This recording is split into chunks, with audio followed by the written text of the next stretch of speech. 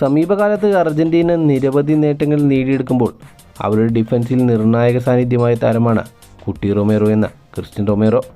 English premier ലീഗിലെ വമ്പന്മാരായ ടോട്ടൻഹാമിന് വേണ്ടി കളിക്കുന്ന അദ്ദേഹം ഇപ്പോൾ ടോട്ടൻഹാം വിടുമെന്ന് റൂമറുകളുണ്ട്.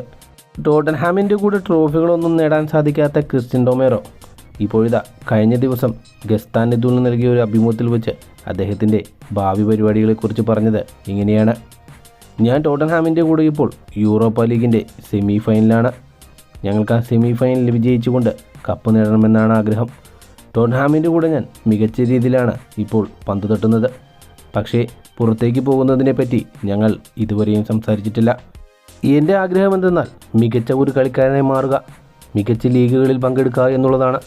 ഈ സീസൺ അവസാനിക്കാൻ ഇനി കുറച്ച് മാസങ്ങൾ മാത്രമാണുള്ളത്. ഞാൻ മിക്ക ലീഗുകളിലും കളിച്ചിട്ടുണ്ട്. എൻ്റെ ഏറ്റവും വലിയ ആഗ്രഹം എന്തെന്നാൽ ലാ ലീഗയിൽ കളിക്കുക എന്നുള്ളതാണ്. സ്പെയിനിലെ ഈ ലീഗിൽ കളിക്കുക എന്നുള്ളത് എൻ്റെ വളരെ കാലത്തെ ആഗ്രഹമാണ്. ലാ ലീഗയെ എനിക്ക് ഒരുപാട് മിസ് ചെയ്യുന്നുണ്ട്. ഈ സീസണിൻ്റെ അവസാനം ഞാൻ എൻ്റെ ഏജൻറ്റുമായി സംസാരിക്കും. മിക്കവാറും ഞാൻ ഈ ലീഗിൽ നിന്ന് പുറത്തേക്ക് പോകാൻ സാധ്യതയുണ്ട്.